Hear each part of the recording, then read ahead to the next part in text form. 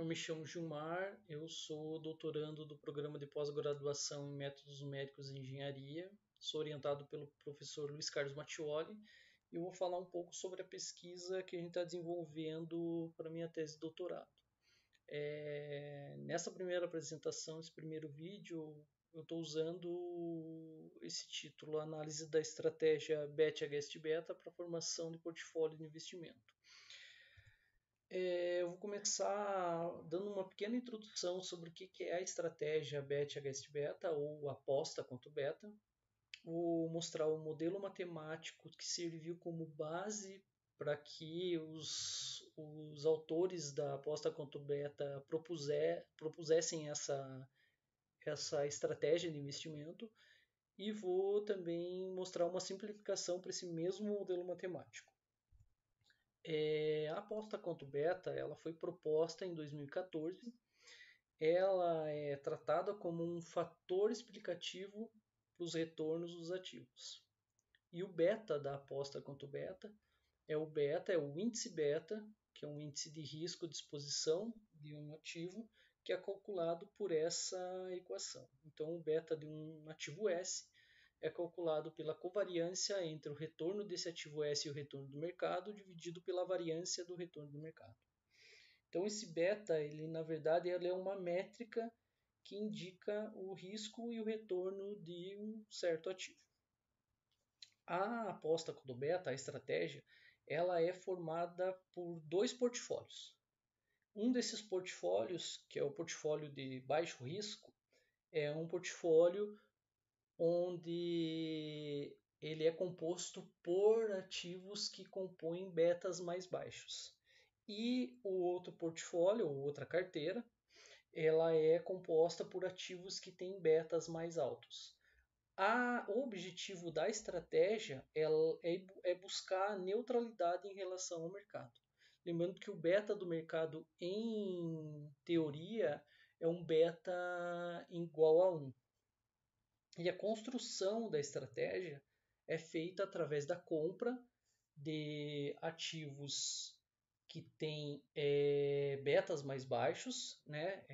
Através da alavancagem da carteira de baixo risco, que é a que contém esses ativos de baixo beta, e vendendo também os ativos da carteira de alto beta.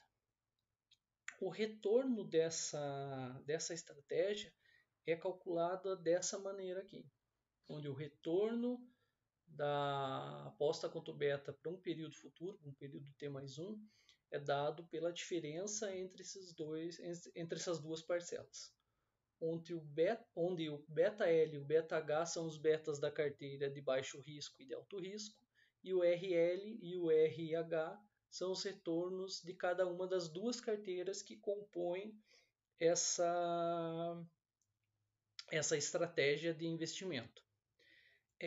O modelo base que foi utilizado para propor essa estratégia é esse modelo matemático aqui, que maximiza o portfólio do investidor sujeita à restrição de margem, onde ela limita que o valor de todos os ativos que vão ser investidos por um agente ou por um investidor tem que ser menor ou igual à riqueza que ele possui, à quantidade de investimento que ele tem disponível para fazer o investimento.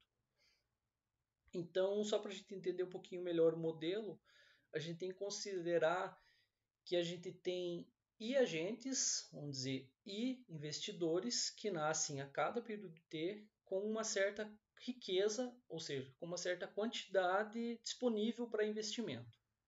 Os ativos que estão disponíveis para que eles possam fazer esses investimentos são os ativos S, que pagam dividendos, onde aqui a gente vai chamar de delta S, e cada um desses ativos possui uma certa quantidade no mercado.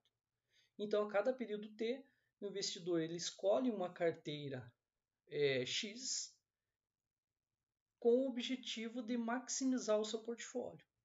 Então, o nosso modelo aqui ele tenta maximizar um portfólio de investimento de um certo investidor sujeita a essa restrição de margem.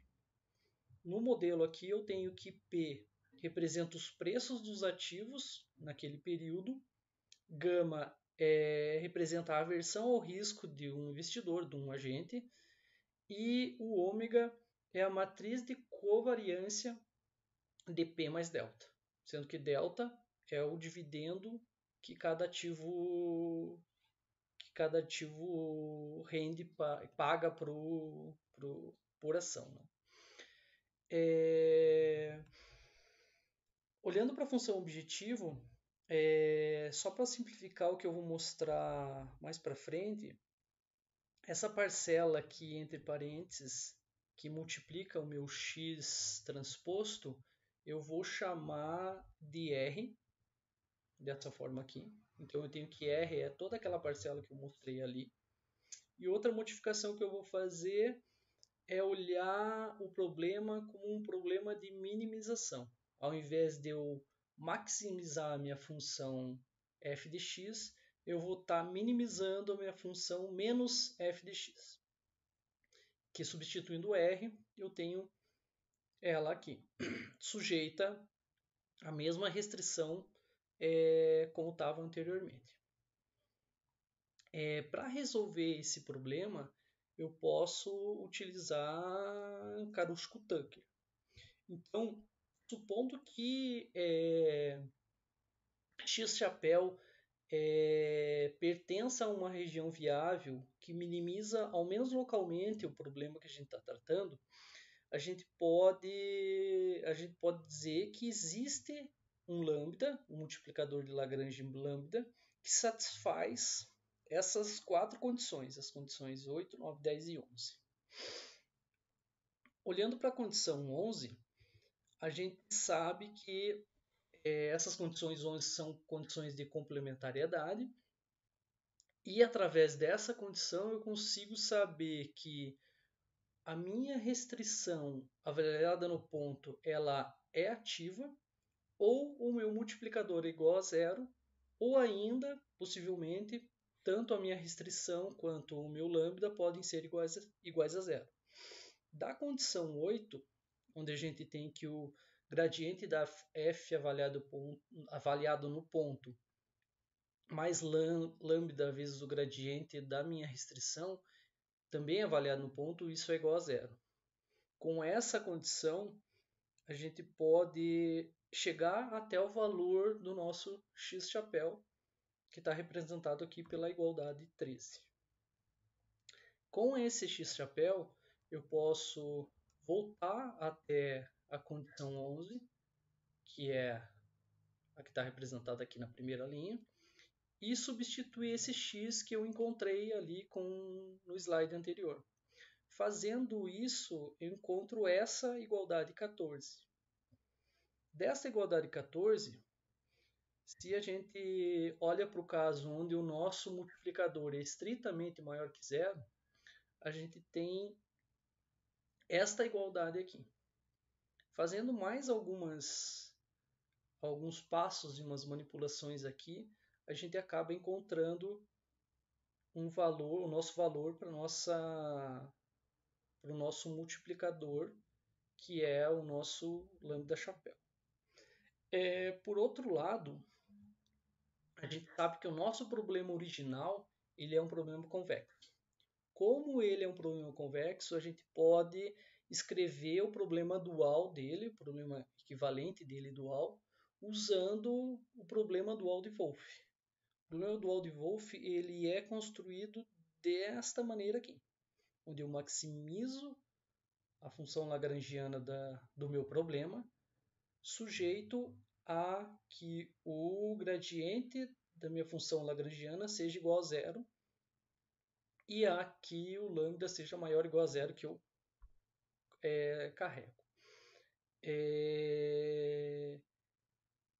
Essa construção do modelo dual de Wolff aplicado ao nosso problema 6.7, ele fica desta maneira aqui.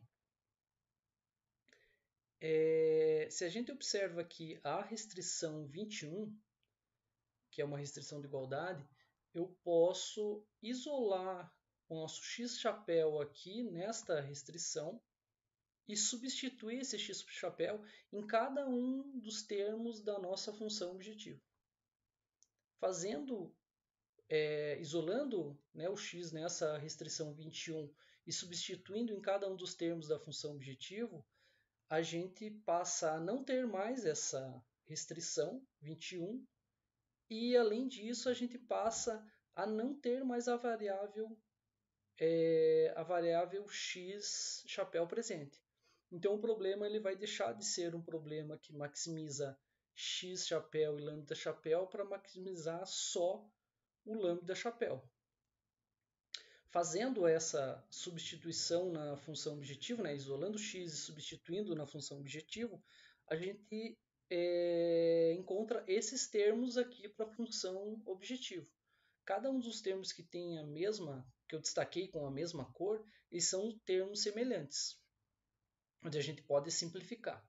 Fazendo essa simplificação de cada um desses termos, a gente tem que o nosso problema dual de Wolff, ele maximiza lambda, onde eu tenho que maximizar essa função, que é uma função quadrática, sujeita a que o nosso lambda seja maior ou igual a zero. Então,